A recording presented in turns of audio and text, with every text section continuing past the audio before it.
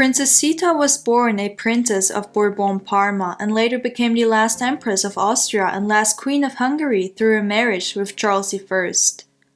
Due to the fall of the Austrian Empire during the First World War, she and her family were forced into exile, firstly in Switzerland and later on Madeira. Zita bore Charles 8 children, which she raised by herself after the early death of her husband in 1922. She lived to the incredible age of 96 and is the topic of today's video. Before we jump into her life, I wanted to mention that I now also have a Patreon site where you can further support my work if you like to do so. There will be a link in the description box. Zita, whose full name was born in the commune of Lucca, which is located in the region of Tuscany, on May 9, 1892. She was the 17th out of the 24 children of Robert I, Duke of Parma. Her mother was Robert I's second wife, Infanta Maria Antonia of Portugal, the daughter of Miguel I of Portugal. The young princess bore the name of the famous Saint Zita, who had lived in Tuscany during the 13th century. The large family traveled between Lower Austria, where they lived during the spring and summer, and Tuscany, where they lived during fall and winter. To get around, the family used a special train with 16 coaches. Zita and all of her siblings were fluent in Italian, French, German, Spanish, Portuguese, and English.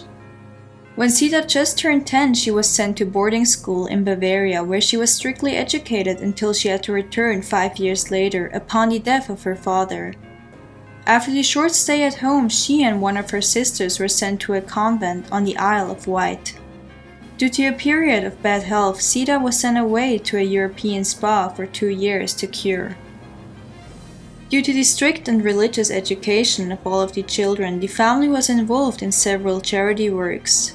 Zita and her sister personally gave away food, clothing, and medicine to the poor. 3 of her sisters even became nuns, a path she once also considered. In June 1911, Zita became engaged to Archduke Charles of Austria-Este, the grandnephew of the then Emperor of Austria and second in line to the Austrian throne. The couple had met a few times as children and later as young adults. The wedding took place in October of the same year at Villa Wartholz, with Emperor Franz Joseph attending. Zita would later describe Franz Joseph as a warm and loving person who warmly welcomed her into the imperial family. Franz Joseph would go on to be a father figure to Charles and Zita, who both lost their father at a quite young age. The heir to the throne, Archduke Franz Ferdinand, and his wife Sophie, Duchess of Homburg, also attended the wedding.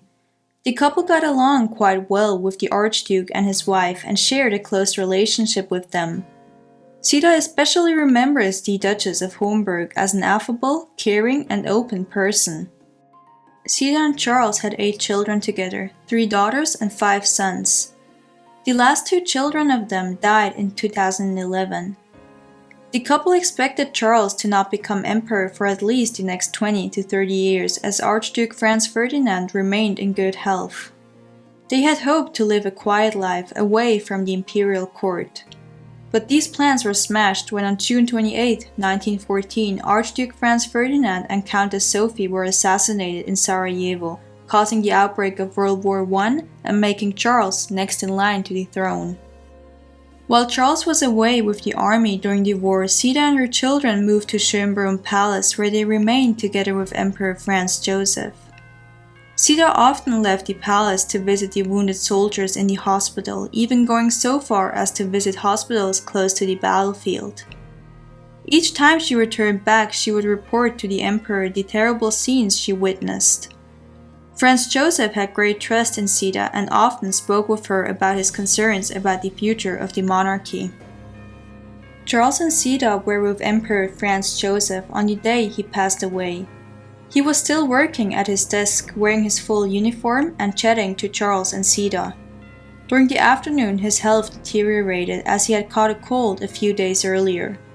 Charles and Zita were present when the emperor slowly and peacefully passed away on November 21, 1916. The huge burden Franz Joseph had carried until then passed over to his grandnephew. The coronation took place roughly a month later on December 30th, 1916, with only a banquet and no further celebrations, as the new Emperor and Empress of Austria found it inappropriate to hold big festivities during the wartime. Charles had a telephone line installed from his military headquarters to his home in Vienna and used to call Zita several times a day when he was away at war. Zita had some influence on her husband, and she was especially interested in social policy. She accompanied her husband several times to the front, helping with charitable works and visiting hospitals.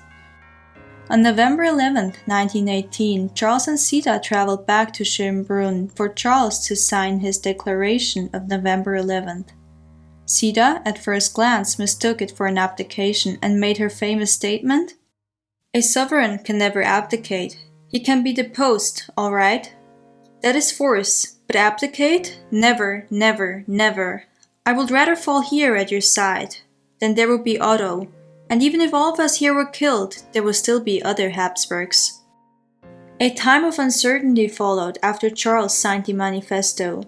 In early 1919, Zita's brother Sixtus approached George V, seeking help to get his sister's family out of Austria. George V was touched by this request and immediately did everything necessary to get the imperial family out of the country. Zita, Charles, and their children boarded a train to Switzerland with British soldiers escorting them on the whole journey. During their time in exile in Switzerland, the family resumed a quiet family life. This ended when Charles, with the support of Hungarian royalists, traveled to Hungary to reclaim the throne. Zita accompanied him, but the plan failed and they were arrested. It was decided that the last emperor and empress should be exiled on Madeira, as it was a small and isolated island in the Atlantic Ocean. While Zita and Charles forcefully were on their way to Madeira, their children were still in Switzerland with Charles' step-grandmother, who looked after them. In November 1921, Charles and Zita arrived on Madeira. Their children joined them in February 1922.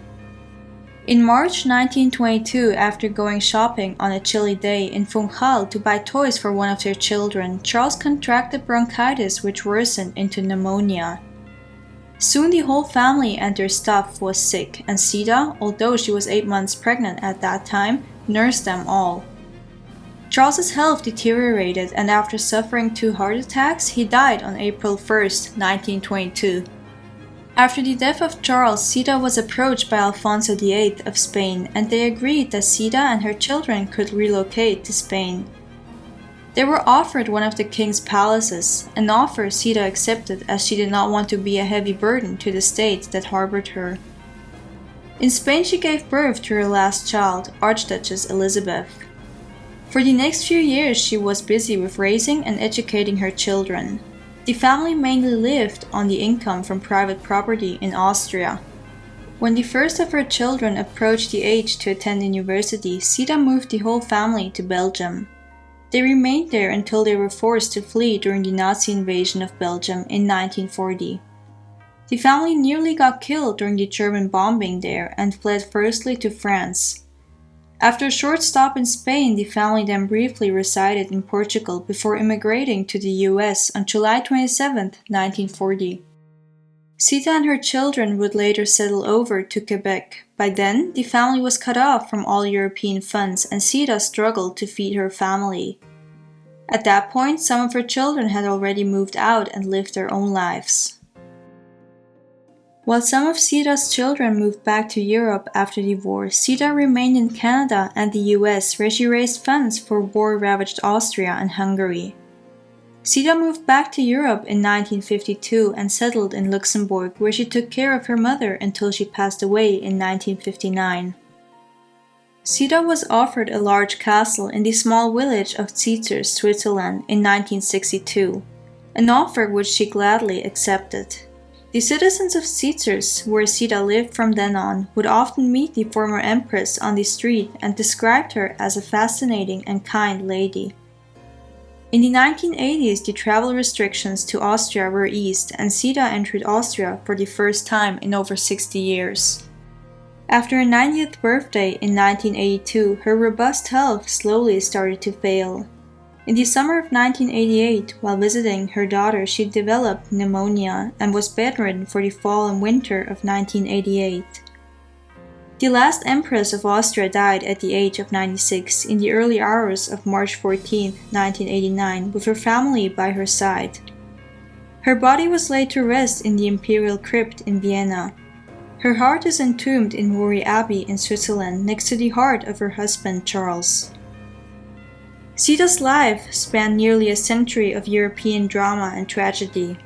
In late 2009, Zita was posthumously named a servant of God during her beatification process.